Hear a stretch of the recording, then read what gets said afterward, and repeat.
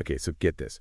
Sometimes I wish I could just like download information straight in my brain, Oh, yeah, you know? sure, sure. And I think we might have stumbled on something in this deep dive that might be the closest thing to Very that. same.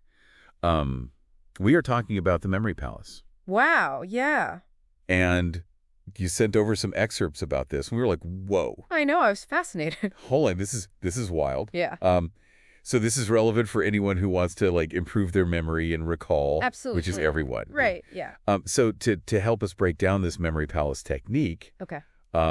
we have an expert here who can like really get into the nitty-gritty For sure, yeah. of like the science behind this and how it all works. Absolutely. So what is a memory palace? So a memory palace, it's this really incredible technique, and it's been around for centuries. It's not just some like quirky party trick. Yeah. It's really rooted in a deep understanding of how our brains are actually wired to remember things. So like scientifically proven kind of thing. Yeah. Yeah, absolutely. Got it. So it's relevant for anyone, Yes. for sure. Okay, cool. So break it down. Okay, so imagine taking a familiar place like maybe your childhood home Mm-hmm. or your daily commute Okay. or even just your favorite coffee shop. I like where this is going. Right. Yeah. And imagine transforming that place into this vast mental landscape. It's like a mind map put Yeah. in your house. Exactly. Yeah. And the really cool thing about it is that it taps into our natural spatial memory. Okay. So as humans, we're incredibly good at remembering locations Right. and the things we associate with those locations. For sure. For sure. If you think about it, our ancestors, like way back when, Yeah. rely on this ability to navigate complex environments. Right, to survive. Exactly, to find food, to avoid danger, to, get back home, Yeah. all that stuff. It's like, in space, no one can hear you scream. But your brain, your spatial memory is always like, Always working. always go. Yeah, exactly. Well- Okay, so how does this actually work? Okay. Do we just start like throwing memories all over our house? Well, there's a method to the madness. Okay. So the memory palace, or it's also known as the method of loci. Fancy. Yeah.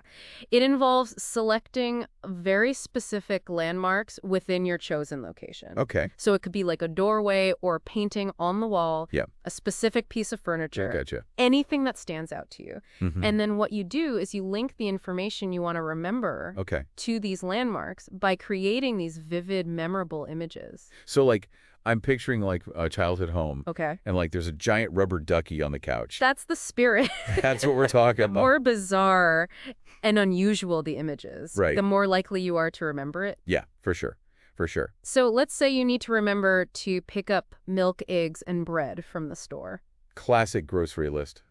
right? Instead of just repeating that list in your head over and over again, Yeah. you could imagine cracking an egg on your front door, Yeah. a loaf of bread sprouting from your mailbox, Okay. and a carton of milk spilling out from under your bed. I'm never going to look at my house the same. Right.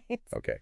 But I have to say those images, they're sticking with me. They are. That's pretty wild. So scientifically, Yes. does this hold up? Yes. So modern neuroscience has actually shown Okay. that our brains are hardwired for this type of spatial memory. Interesting. And a key player in all this is the hippocampus, Okay. which is this seahorse-shaped structure deep within the brain. Uh-huh. And it's heavily involved in forming and retrieving memories. It's like the memory center. Exactly. And studies have shown that when we link information to locations, Mhm. we're essentially giving our hippocampus a superhighway to access those memories. So it's like a shortcut. Exactly. It's like hacking your own memory.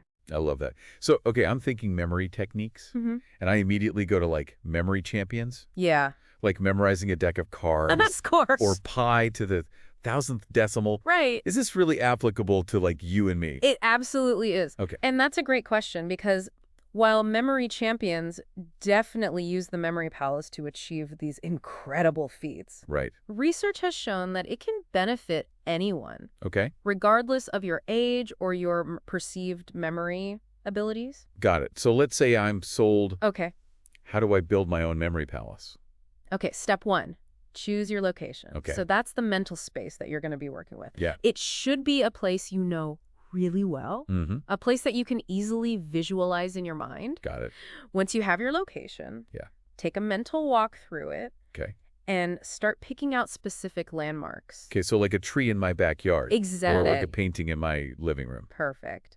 And remember, the more distinct and memorable the landmark, the better. Got it. What's next? Now, this is where the fun begins. All right, let's go. You need to start associating the information that you want to remember Okay. with your chosen landmarks. So like a history exam, Okay, remembering a date. perfect. So instead of just trying to cram that date into your head, Yeah. visualize a giant calendar with the date of the battle circled in red, Okay. hanging over your fireplace. Whoa, okay, I like that. Or maybe you need to remember the different parts of a cell for a biology test. Okay, yeah. You could imagine each part of the cell as a different object in your kitchen, Okay. like the nucleus as a pot on the stove, All right. the mitochondria as the refrigerator humming in the corner, Okay. the Golgi apparatus as a stack of dishes waiting to be washed. Really getting creative. Exactly. And the more you use your memory palace, the stronger those connections will become. So you're basically building a story. Exactly. Journey. Yes. And that's why this technique has been used for centuries Really? by some of history's greatest minds. Wow. Like, think about the ancient Greek orators like Cicero. Okay. They used the memory palace to memorize entire speeches, Wow. complete with complex arguments and historical references. That's wild. And they aren't just reciting words from memory, they were weaving together these really compelling narratives that captivated their audiences. Okay, so it's more than just memorization. Absolutely. It's like it's a A skill. way of thinking. Yeah, yeah. So beyond speeches and historical dates, Yeah. how can we use this in everyday life? The applications are pretty much endless. Okay. So students can use it to remember formulas for math class, Okay. vocabulary words for a foreign language, Yeah, key concepts for an upcoming exam. got it. Professionals can use it to remember important presentations, Mhm. client names, key details for a big meeting. Yeah.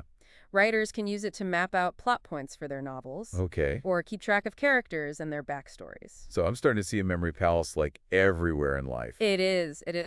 And the best part is it's not just about like improving memory. Right. It's about like engaging our imaginations. Yes. Learning more active and enjoyable. Absolutely. And just expanding our cognitive potential. Exactly. It's like we can all be superheroes. You can, with a little practice. I love it. This has been amazing. Thank you. Thank you so much for sharing your insights with us. My pleasure. And for you listening out there, we hope you're feeling inspired to start building your own memory palaces. Think about it. What familiar place will you choose? What information are you going to try and remember using this technique? The possibilities are truly endless. Until next time, keep exploring, and remember, the power to unlock your memory is within you.